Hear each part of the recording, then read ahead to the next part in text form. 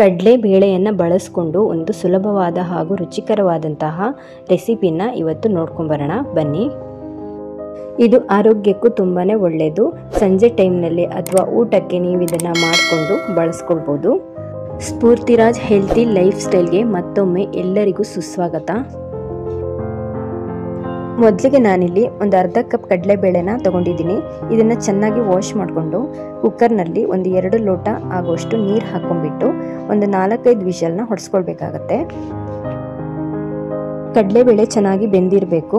ಒಂದು ಸ್ವಲ್ಪ ಹೊತ್ತು ಕಡಲೆಬೇಳೆನ ನೆನೆಸಿಟ್ಟು ಕೂಡ ನೀವು ಅದನ್ನು ಬೇಯಿಸ್ಕೊಳ್ಬೋದು, ಆವಾಗ ಬೇಗ ಬೇಯುತ್ತೆ. 4-5 ವಿಷಲ್ನ ಹೊಡೆಸ್ಕೊಂಡಿದ್ದೀನಿ. ಕಡಲೆಬೇಳೆ ಸಾಫ್ಟಾಗಿ ಬೆಂದಿದೆ, ತುಂಬ ಕರ್ಗಿ ಹೋಗುವಷ್ಟು ಬೇಯಿಸ್ಕೊಳ್ಬಾರ್ದು. ಈ ಥರ ಕುಕ್ಕರ್ನಲ್ಲಿ ಕಡಲೆಬೇಳೆನ ಒಂದ್ಸಲ ಬೇಯಿಸ್ಕೊಂಡ್ರೆ ಆಮೇಲೆ ಇದಕ್ಕೆ ಒಗ್ಗರಣೆನ ಹಾಕ್ಕೊಳ್ಬೇಕು. ಒಂದು 5 ನಿಮಿಷದಲ್ಲಿ ಇದನ್ನು ರೆಡಿ ಮಾಡ್ಕೊಳ್ಬೋದು. ಇವಾಗ ಒಗ್ಗರಣೆನ ಹಾಕ್ಕೊಳ್ಬೇಕು. ಒಂದು ಕಡಾಯಿಗೆ 2 ಟೇಬಲ್ ಸ್ಪೂನ್ ಆಗುವಷ್ಟು ಆಯಿಲನ್ನು ಹಾಕ್ಕೊಂಡಿದ್ದೀನಿ. ಇದಕ್ಕೆ ಸಾಸಿವೆ ಹಾಗೆ ಉದ್ದಿನ ಬೇಳೆನ ಹಾಕ್ಕೊಳ್ತಾ ಇದ್ದೀನಿ.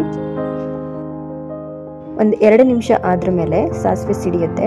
ಆಮೇಲೆ ನಾವು ಇದಕ್ಕೆ ಹಸಿಮೆಣಸಿನ್ಕಾಯಿ, ಸ್ವಲ್ಪ ಕರಿಬೇವು ಹಾಗೆ ಶುಂಠಿನ ಹಾಕ್ಕೊಳ್ತಾ ಇದ್ದೀನಿ. ಇದನ್ನು ಕೂಡ ಒಂದು 2 ನಿಮಿಷ ಎಣ್ಣೆನಲ್ಲೇ ಬಾಡಿಸ್ಕೊಳ್ಬೇಕು. ಸ್ವಲ್ಪ ಇಂಗನ್ನು ಸೇರಿಸ್ಕೊಳ್ತಾ ಇದ್ದೀನಿ.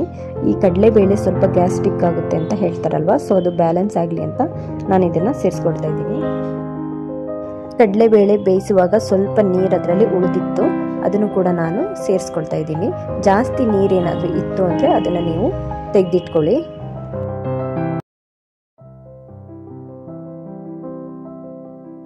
ಇವಾಗ ರುಚಿಗೆ ಎಷ್ಟು ಬೇಕೋ ಅಷ್ಟು ಉಪ್ಪನ್ನು ಹಾಕ್ಕೊಳ್ತಾ ಇದ್ದೀನಿ. ಹಾಗೆ ಸ್ವಲ್ಪ ಅರಿಶಿನ ಪೌಡರ್ನ ಸೇರಿಸ್ಕೊಳ್ತಾ ಇದ್ದೀನಿ. ಇವಾಗ ಚೆನ್ನಾಗಿ ಮಿಕ್ಸ್ ಮಾಡ್ಕೊಳ್ಬೇಕು. ಸ್ವಲ್ಪ ನೀರಿನ ಅಂಶ ಎಲ್ಲ ಸ್ವಲ್ಪ ಕಡಿಮೆ ಆಗ್ತಾ ಬರುತ್ತೆ.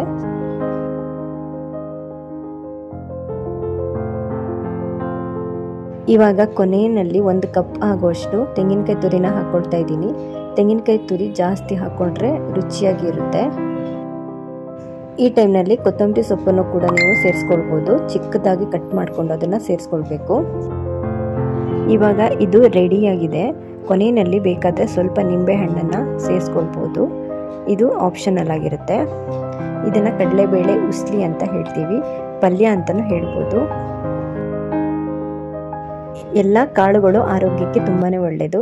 ಈ ಥರ ಕಡಲೆಬೇಳೆನಲ್ಲೂ ಕೂಡ ಮಾಡ್ಕೊಳ್ಬೋದು. ಮಕ್ಕಳಿಗೆಲ್ಲ ಇದನ್ನು ಮಾಡ್ಕೊಳ್ಬೋದು.